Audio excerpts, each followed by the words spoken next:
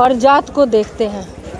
तो जो लोग कभी कर्पूरी जी को गाली देने का काम करते थे भाजपा वाले, आज उन्हें देना पड़ा उन्हें सम्मान, है ना। तो उनकी आप बात छोड़ दीजिए, जो सिर्फ उसकी राजनीति करते हैं ना, वोट की राजनीति। जननायक कर्पूरी ठाकुर किसी जात के बंधे नेता नहीं थे। उनकी अपनी एक शख्सियत थी, अपनी एक विचारधारा थी, समाजवाद की विचारधारा थी, पिछड़ों, दलितों, अक़लियत सबको साथ में लेकर के चलने की विचारधारा थी, जिनको मुख्य धारा से जोड़ा जा सके, इस विचारधारा के वो व्यक्ति थे।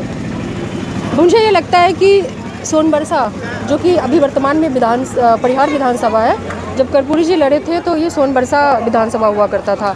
यहाँ की जनता, मतलब जितनी तारीफ़ की जाए कम है, क्योंकि अगर जननायक बनाने के पीछे अगर कोई जन है तो यहाँ की जनता है।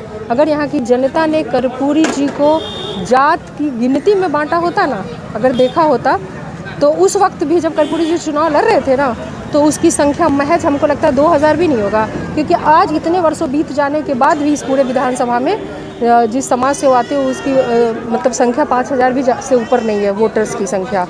उसके बावजूद भी जननायक बने कर्पूरी जी, यहाँ के लोगों ने चुनाव जितवाया। उनकी जब शक्ति को जब कहते हैं ना धमक उठी, और जिस तरीके से सभी जाति, सभी समाज के लोगों में जब उनकी ख्याति वाली लोग उनको मानने लगे, अपने आदर्श के रूप में देखने लगे, तो बीजेपी वालों को लगा कि गड़बड़ हो गया, अब गाली दे दी, अब सम्मान देना पड़ेगा। तो वो मजबूरी का सम्मान उन्होंने दिया है। दावा वो नहीं ठोक रहे हैं, गलत है एकदम। लालू यादव जी दावा नहीं ठोक रहे हैं। आप उनसे पूछो जिनकी वजह से आज जो है सो आप यहाँ पर अगर माइक लेकर के मुझसे इंटरव्यू ले रहा हूँ, मैं इंटरव्यू दे पा रही हूँ, ठीक है। थाने में अगर जा रहे हैं कंप्लेन लिखवाने, अभी तो फिर बदल गया है, अब तो पहले ही वाला कुछ ऐसा लग रहा है कि पहले दलितों पिछड़ों की FIR नहीं लिए जाते थे, तब किसका शासन था और कौन लोग दबाव बनाते थे वो देख लीजिए, और अब जो है सो मतलब अफसर वाला हो गया है। तो ये बात अलग है, लेकिन दलितों को, गरीबों को, पिछड़ों को आवाज़ देने का काम करना, कमज़ोर वर्गों को अगर आवाज़ देने का काम किया तो उस वक्त होता क्या था ये बताएंगे आप? 90 के दशक से पहले क्या होता था गरीबों के साथ, दलितों के साथ, पिछड़ों के साथ होता क्या था? क्यों परेशान थे लोग, क्यों चर्चाएं होती हैं? आप एक बात समझो, आपको अगर इंसान ना समझा जाए, आपको मंदिर में प्रवेश करने पे रोक दिया जाए, आपको कहे कि आप चप्पल उठा करके हाथ में, तब आप किसी के दरवाजे को लांग सकते हो, आप किसी के कुएं को छू दो तो अछूत हो जाता था, और आप कहते थे होता क्या है?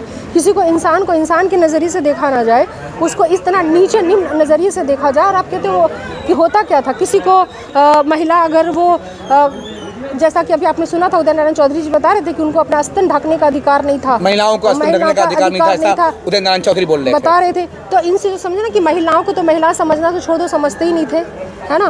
तो उनको आखिर वो हिम्मत, वो ताकत, गरीबों की आवाज़ किसने दी?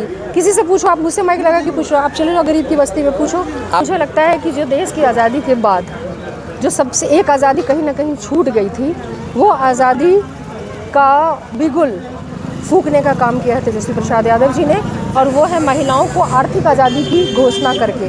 उन्होंने कहा है कि माई बहन योजना वो लागू करेंगे, अगर ललटेन की सरकार बनती है, उनकी सरकार बनती है, तो वो माई बहन योजना लागू करेंगे, सम्मान योजना, जिसके तहत वो सभी माई बहन के खाते में प्रति महीने 2500 रुपये, इसके अलावा पेंशन जो है वो 400 से बढ़ के 1500, चाहे वो वृद्धजन पेंशन हो, दिव्यांग पेंशन हो या विधवा पेंशन हो, वो बढ़ाई जाएगी। आप सोच सकते हो कि आज 400 रुपये में आप पूरे महीने की चाय नहीं पी सकते।